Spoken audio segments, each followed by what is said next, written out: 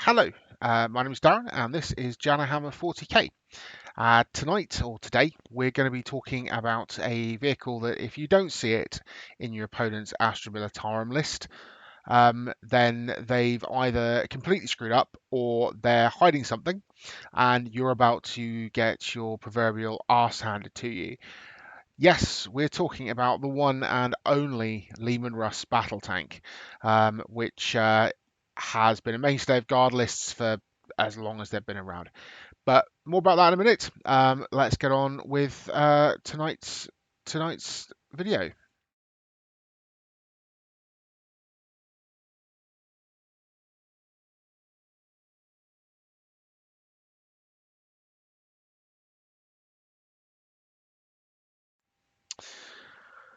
So the Leman Russ battle tank, which if this works, you should have a picture appearing in the corner just about here.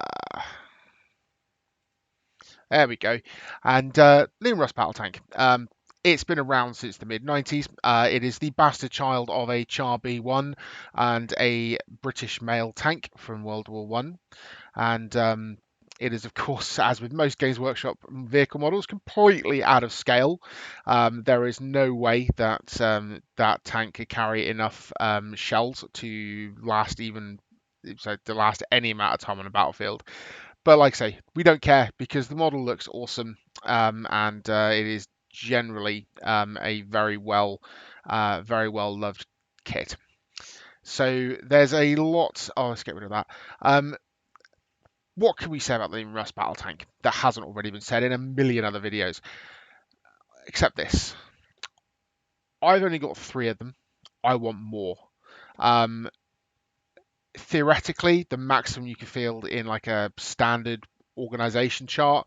I can't remember the name of it, but the standard one that most people use. Theoretically, the maximum you can field is around 12, I think, which is you get 3 heavy support choices, which can include 3 Leman Russes, and then you can potentially look at 3 HQ choices and take command tanks. So, like I say, that's a standard force organization chart. We're not even going to get talking about the the monstrosity that is armored companies or the Emperor's Fist, I think it's called, or Emperor's Hammer, where you can take the damn things as troops and basically ruin everybody's day. Like I say, there's a lot to talk about with the Russ. It is a kit that is very old. It's been around since the actual basic kit's been around since the mid 90s. It's been upgraded a couple of times. Had some weapon options added, which is lovely because it's getting a bit boring with just a battle cannon and a demolisher. But now there's so many weapon options. There's a different Russ for every battlefield problem. If you need something killing, by and large, a Russ can do it. One of the many variants. If you've got an enemy who's going to be playing a Marine equivalent army, or Mech or Terminator equivalent army, you're going to take an Executioner. If they're taking Hordes, you're looking at a Punisher. There's a number of different ways you can do it. The standard Russ, of course, with its battle cannon, is very much a jack of all trades and can carry out, depending on how you fit it out, it can say even the standard battle cannon, las cannon, 2 heavy bolter sponsons, plus a heavy stubber, hunter killer missile. It's equipped for most circumstances. So, like I say, it's a very capable unit. And like I say, you can especially with the recent points decrease, I think they're going to be docking or knocking 10 points off the cost of them. Potentially, you can squeeze even more into a list. So, bingo. But anyway, let's have a quick look at my Russes, and we can we can talk about a bit more about them as we go along. So, as you see, the first one up is the basic Russ. This one again shows you how long I've been collecting. This model was built at a time when the meta although in fact not just the meta, the actual game rules were very much that sponsons were pointless. You got serious penalties to hit if you moved your vehicle, and you also couldn't, in many circumstances, you couldn't fire your sponsons. So, like I say, built it at a time that the game was different, very different. We're talking 10, 13, probably more like 14 years ago. Um, it is an old model, as you can see. The commander has lost his arm, and also this comes out because I never glued it in place. And of course, as you will come to find out in all of my vehicle models, the pintle-mounted heavy stubber has fallen off. You can probably just about see that I've tried to milliput it in, but like I say, it's not say it didn't really work. Like I say, yeah. So that's that. As I say, it is a standard. It is the very definition of a vanilla Russ.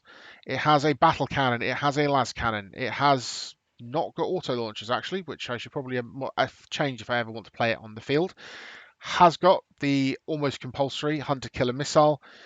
Any guard vehicle, if you've not got a hunter killer missile, what are you even doing? Because it is a very cheap, very easy to use and fairly reliable tank killer. So like I say, it's a very useful thing to have. Track guards, again, if you've not got them on your guard vehicles, why not? They're cheap and they keep your vehicle moving. And you never know. With Russes, ideally, you don't want to be moving them very much at all. They get 2 shots if they don't move very much. They're more reliable. But like I say, sometimes you may just want to do that repositioning, and having that extra bit of movement because you're still counted as having full wounds on your movement on your profile can make all the difference. It really can. So in the one game I've played, being able to say my Russ ignoring the damage table for movement was really helpful because it meant, like I say, I think the last turn before it got destroyed, I was able to reposition it and take out a rather annoying enemy character. So, like I say, very handy. And like I say, if you've not got them on your guard, why not? On the subject of the only Russ I've actually taken on the tabletop, um, we've got this boy. This is the Executioner, which is appropriately named because it will literally say if it gets a good round of shooting in, it will obliterate anything it comes across.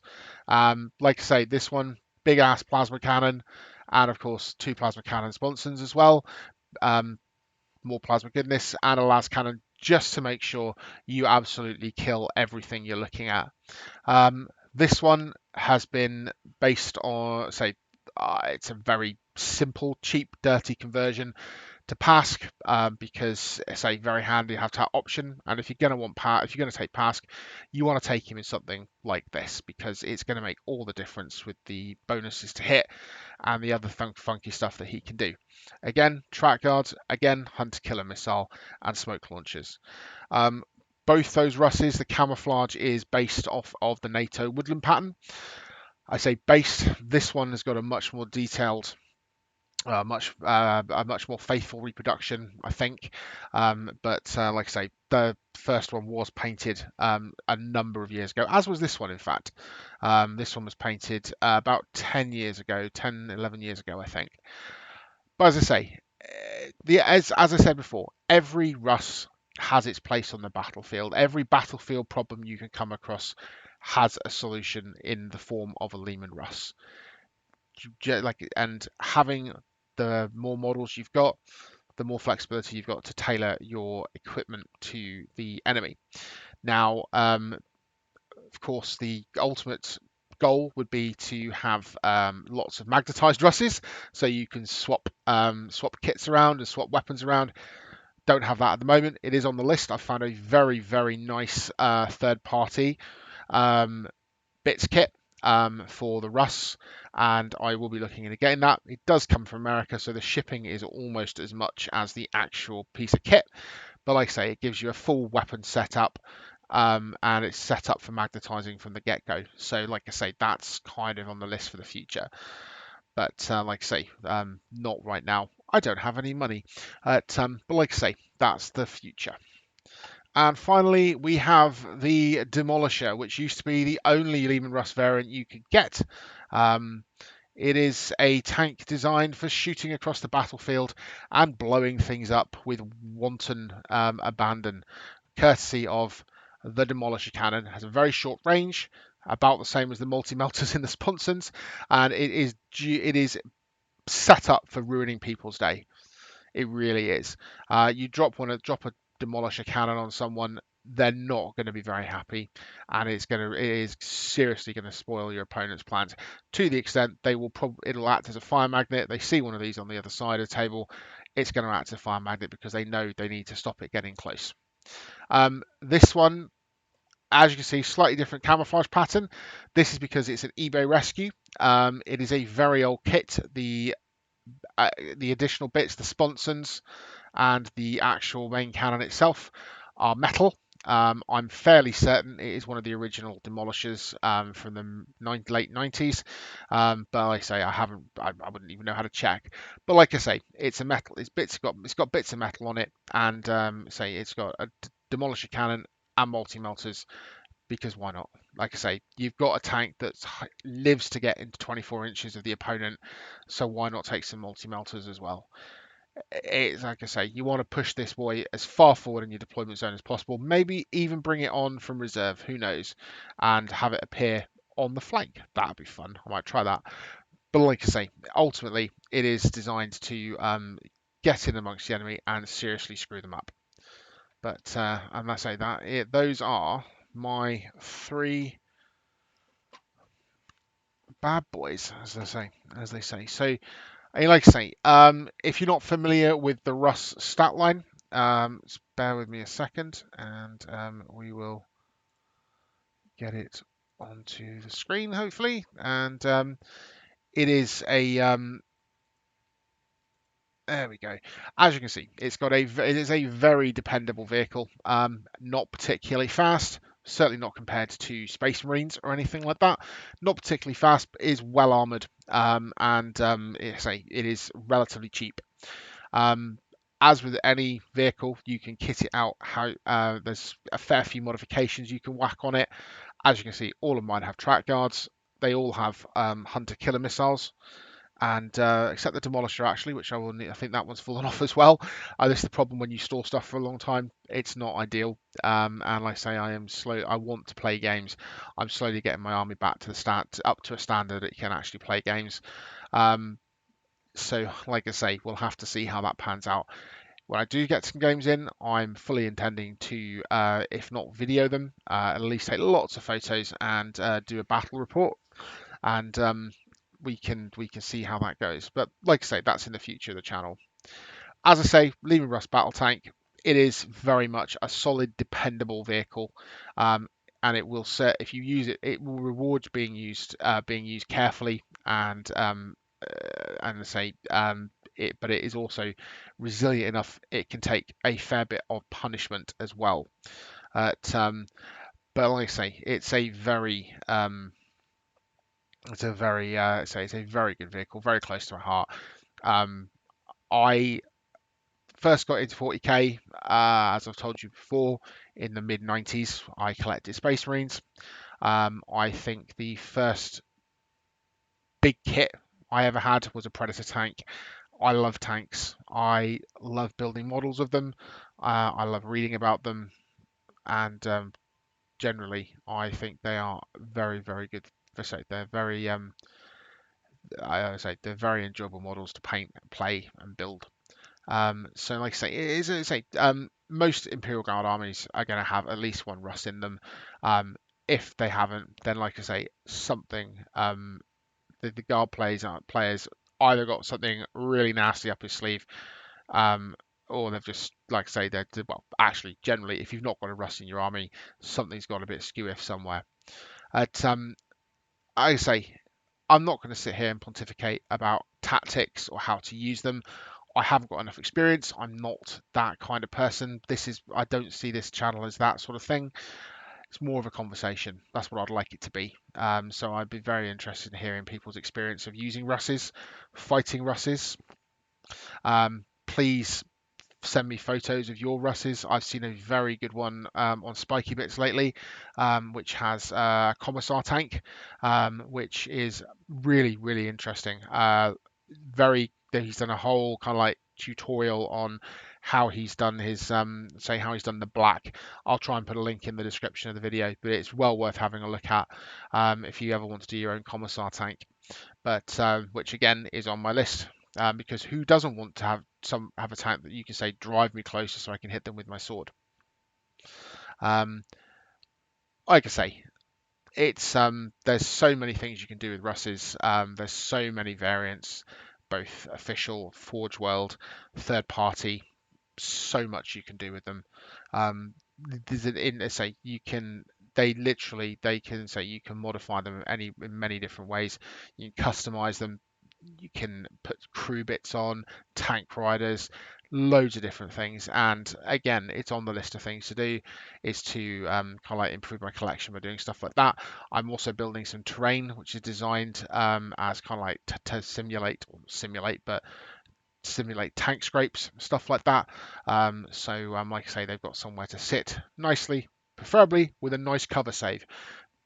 But like I say, that's the future, and I'm hoping to show you some of that in the future as well.